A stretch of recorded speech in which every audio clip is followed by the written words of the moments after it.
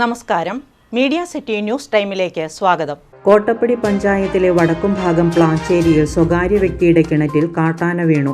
ചെറിയ കുളത്തിന് സമാനമായ ആൾമറയില്ലാത്ത കിണറ്റിലാണ് കാട്ടാന വീണത്. സാരമായി പരിക്കേറ്റിട്ടുള്ള ആനയെ കരയ്ക്ക് കയറ്റാനുള്ള രക്ഷാദൗത്യം പുരോഗമിക്കുന്നു.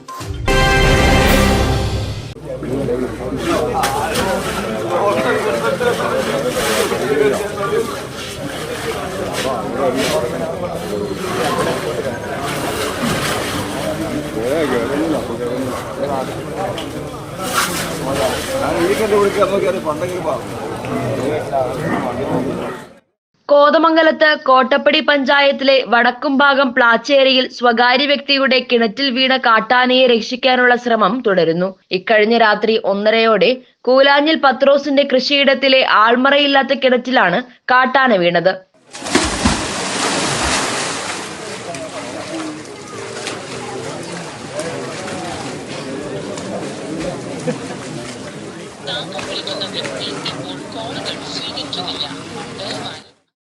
ചെറിയ കുളത്തിന് സമാനമായ കിണറാണിത്. ചതുരാകൃതിയിലുള്ള കിണറിന് വലിയ ആഴമില്ലാത്തതിനാൽ ആനയെ എത്രയും വേഗം രക്ഷപ്പെടുത്താൻ കഴിയുമെന്നാണ് പ്രതീക്ഷ.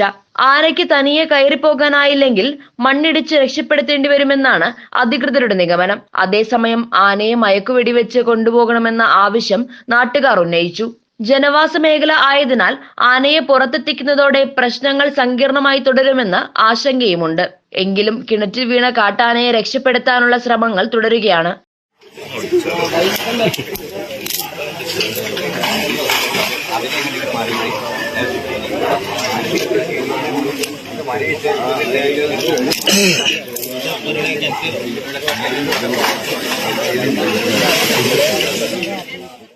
ഇതിനിടയിൽ കാട്ടാനകളുടെ ആക്രമണം നിത്യസംഭവമായിട്ടും പരിഹാരം കാണാൻ കഴിയാത്ത അധികൃതരുടെ നിസ്സംഗതയ്ക്കെതിരെ ആക്ഷേപങ്ങൾ ശക്തമാണ്.